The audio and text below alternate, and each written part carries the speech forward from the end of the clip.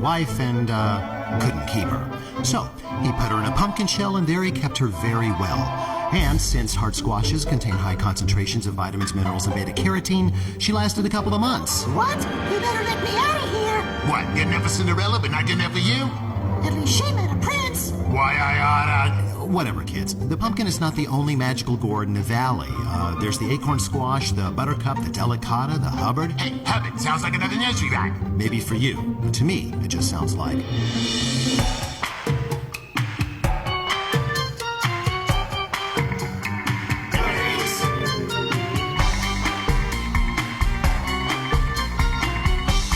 When cooking with hard or winter squashes, one must reckon with the bowling ball principle, which states that when dealing with foods that are exceedingly hard and unwieldy, one should use a knife as little as possible. In fact, when it comes to hard squash, I like to keep my good cutlery safely slotted and reach instead for a very inexpensive Asian-style vegetable cleaver, okay?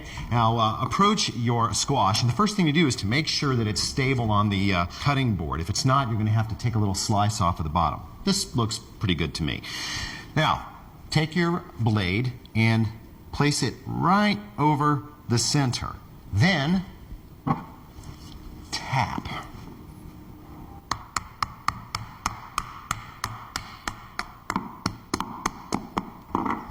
There. No fingers damaged. Now, I like to split this again, quarter it. There. And one more. I like to quarter not only because it's easier to cook, but it's a lot easier to seed. You'll notice that there are a lot of seeds, and they're held together with some really kind of nasty-looking alien membrane-y kind of things. It's really tough to get out of there. I like to use an ice cream scoop, the kind that's got the sharp little edge there. Just reach in and scoop it out. But don't throw these away. Just like pumpkins, these seeds can be laid out and roasted and added to a lot of dishes, which we will get to shortly. Now that we are split and polished, we're ready to meet the heat. Just brush or spritz with butter and sprinkle with salt and pepper. Besides holding on to the seasonings, the butter's going to brown while the squash roasts, and that's going to bring a nice color and a nutty flavor to the party. Go for 400 degrees, 20 to 25 minutes, or until done. We'll get to that later.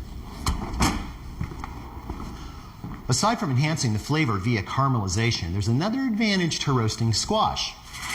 It softens the meat enough to transform easily into a myriad of applications without having to rent a jackhammer to get the meat out. This is why, with the possible exception of spaghetti squash, which really do perform better in the microwave, I like to roast all hard squash, regardless of type, size, or culinary application. Now, these squash would make a really, really great side dish, but if we had roasted 2 of them, we'd be talking soup. This procedure calls for 6 cups of cooked squash meat, so just take your ice cream scoop and go to work. Pile that up in an index container.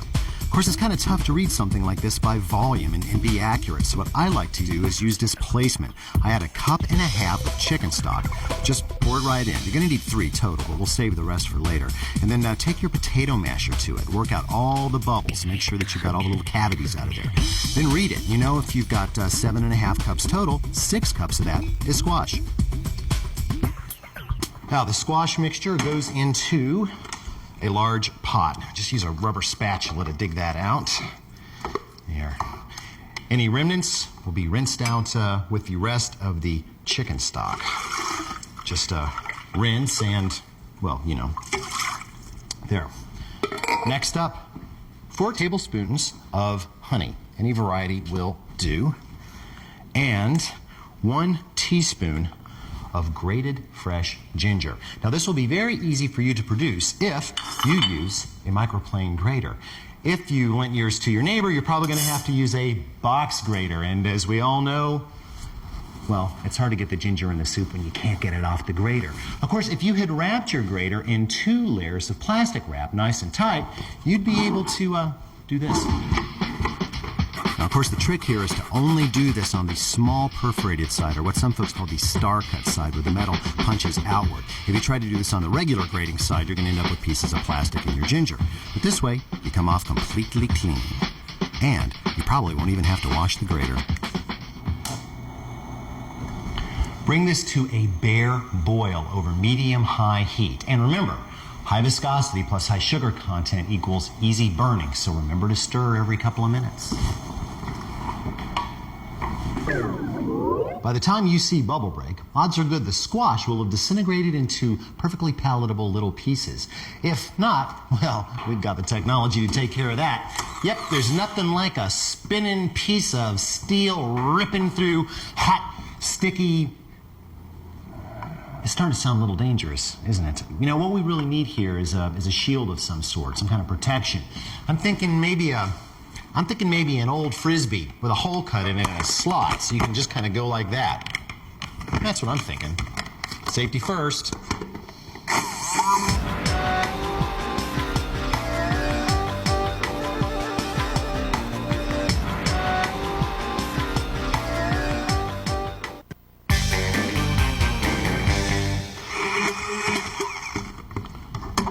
Perfect.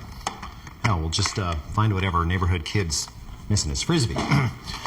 Now we add in the final layer of ingredients. We've got half a cup of heavy cream, and it does need to be heavy because there's not much of it. And while we're at it, add about 3 big pinches of kosher salt and some pepper. Now, wait a second. Black specks and a nice orange suit. Why don't we break down and break out the white pepper? Of course, it's really finely ground, so you're not going to have to use much. 2 small pinches. Very fragrant stuff. Last but not least, nutmeg. And I have to tell you, I've had this one for almost 2 years now, okay? And it still tastes really, really great. Use the powder stuff, and in 6 months it tastes like sawdust, and not even sawdust from a nutmeg tree. So, just put your microplane grater over it, and let's say 6 nice big grates. That's probably about a 1/4 teaspoon, I'd say. It smells great. And stir to combine. Bring this back to just a simmer over medium heat. A dollop of sour cream and a little sprinkling of crystallized ginger finishes this off nicely. And of course, the beverage of choice, ginger ale. Now, there will be some small differences in flavor, but you can do this dish with any hard squash around, even that one. Good-looking pumpkin.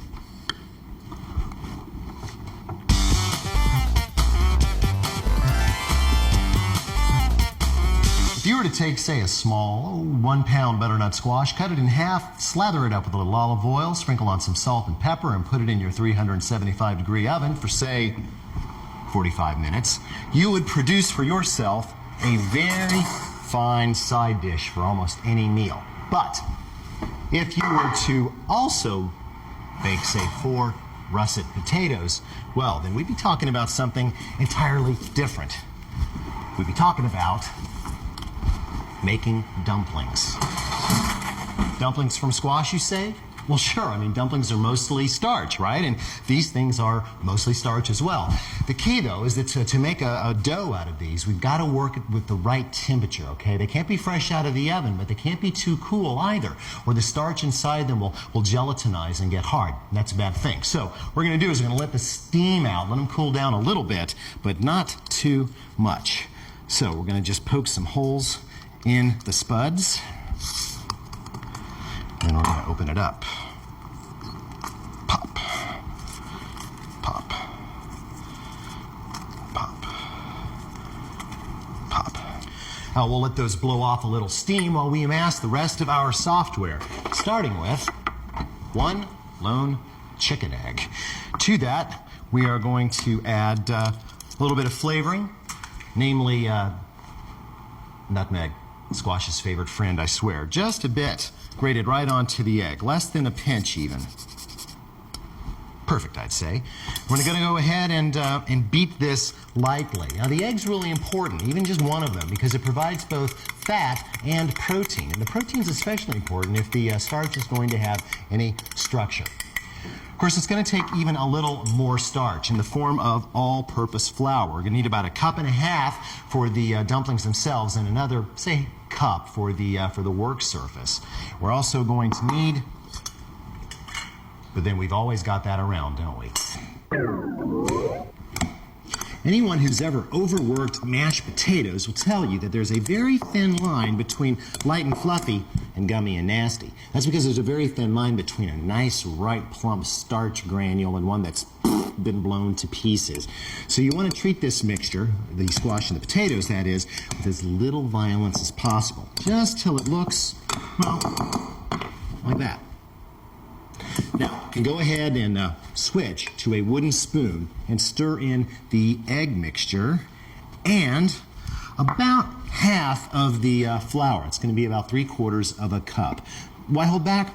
Well, the flour is really there to counteract the moisture in the squash and potatoes. And since those are agricultural products that have been cooked, there's really not any way to know how much it's going to take. So just work it in bits. If we need more, we can always add it later. Did I mention now would be a really good time to put on a gallon of water to boil? Heavily salted, I might add. There, we've got it all in, and I'd say that's still a bit on the wet side. So I'm going to work in just about another tablespoon. Still want it to be a little bit wet because when we roll this out on the countertop, we're going to do it on flour, and it's going to take up some then. If we get it too dry here, it'll just make rolling out very difficult. There. That looks pretty good. Now it's time to clear the board.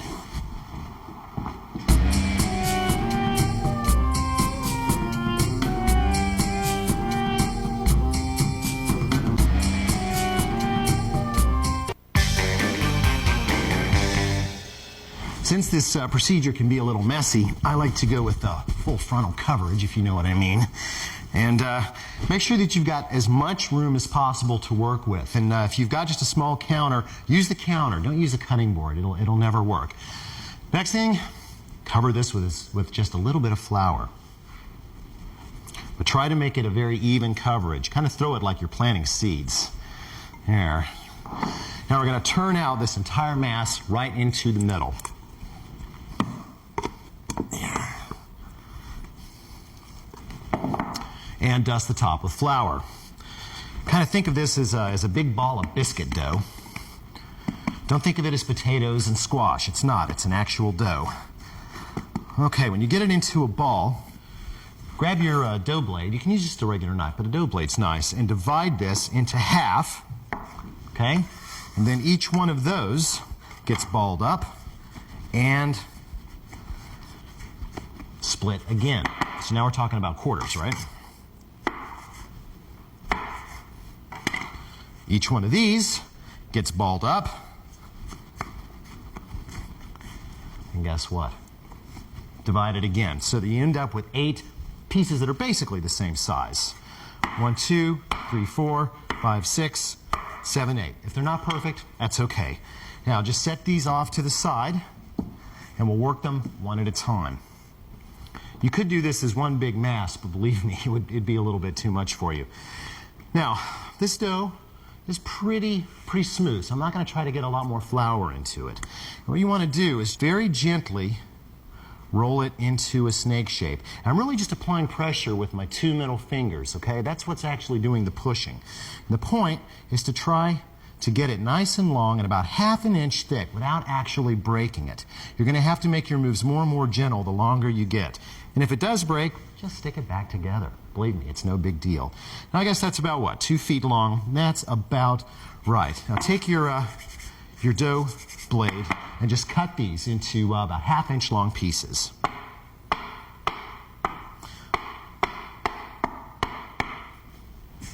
Keep flour on it.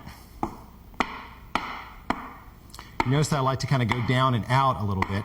That way it doesn't stick. Now, these can either be taken straight to the pot for cooking, or you could put them all onto a flour-coated sheet pan, freeze them for about 5 hours, then put them in a zip-top bag and freeze them for use sometime later in the century. When you're ready to cook, you want to do it in batches, no more than about 2 dozen at a time. They really do need room to move around in there. Now, when they hit the water, they're going to sink. But as they cook, the water inside the dumplings is going to expand and turn into steam. That's going to make them less dense than the surrounding water, so they're going to float to the surface as soon as they're done. So it's pretty convenient. All you have to do is wait for floaters and then fish them out. As soon as they are done, move these into an ice water bath to halt the cooking process. If you skip this, you're just going to end up with some very nice tasting little pieces of rubber. So once you've got the whole batch cooked and cooled, move them all to a tea towel to dry them off. Then to another container. Now, since they can stick together, hit them with a little bit of oil and toss. At this point, you could go ahead and refrigerate these for up to 3 days, or you can cook them. The serving possibilities are pretty much endless. My favorite is really simple. I just put a small skillet over high heat, and when it's really ripping, I add about a tablespoon of softened butter. Now, it's important to have the butter softened so that you make sure that the first part that melts doesn't burn by the time it's done melting, if you get my drift.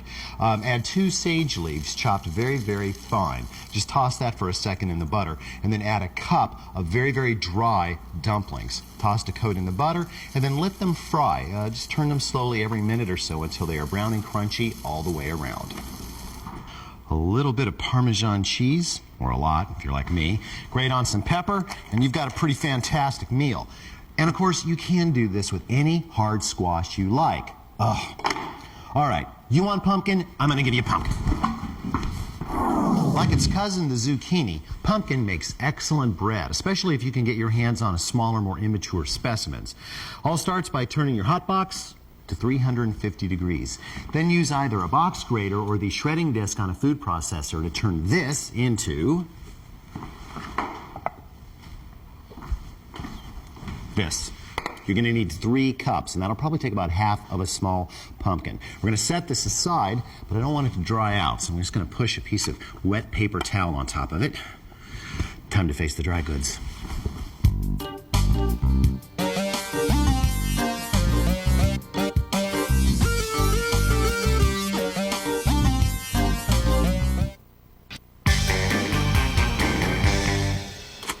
Two cups of all-purpose flour, 2 teaspoons of ground cinnamon, half a teaspoon of kosher salt, 1 teaspoon of baking soda, and a 1/4 teaspoon of baking powder. There's no questioning where this loaf will get its lift. The wet works begins with 3 chicken eggs, beaten lightly. I never ever work with eggs, in a batter at least, without beating them first. You just never get good integration. So as soon as those kind of homogenize, you can slowly pour in a 1.5 cups of sugar. Now, oddly enough, sugar is usually treated as a wet ingredient in professional baking recipes because of its ability to lighten things like eggs and like butter. Just beat that in nice and slow until it makes a smooth paste. Now, as soon as you don't see much in the way of graininess anymore, slowly trickle in 3/4 cup of vegetable oil. Trickle it in just like you were making a salad dressing. Very slowly. It's almost like making an emulsion. Last but not least, a good heavy teaspoon of vanilla extract. And need I tell you, the better the extract, the better the bread's going to be. Perfect. Oh, and go ahead and toast yourself a cup of pumpkin seeds at 400 degrees for about 5 minutes. Since this is technically a quick bread, how we bring all these things together really matters, because as soon as the wet stuff hits the dry chemical leavening, it's going to activate and start producing bubbles. We want to hold that off for as long as possible. So I'm going to fold everything into the wet stuff first. The pumpkin and the pumpkin seeds. Under ordinary circumstances, I'd pour the wet stuff onto the dry stuff, but this is really, really thick, and if we did, it'd probably leave little pockets in the bottom. It'd be tough. So I'm going to add the dry on top of the wet this time. And you just want to fold this enough to bring it together. You don't want to mix it any more than necessary. There, just brought together. Now, this goes into a nonstick loaf pan and into into the middle of a 325-degree oven for about an hour and 15 minutes, or until the point of a paring knife inserted in the middle of the loaf comes out clean. Ah, good and good for you. Countercool your loaf for 15 minutes. Then turn it out onto a rack and let it cool for another hour. Okay, that's going to allow the starches to firm up so that when you cut into it, it won't fall apart. You like muffins? No problem. The very same amount of mix in muffin tins in a 325-degree oven for 30 minutes will buy you these.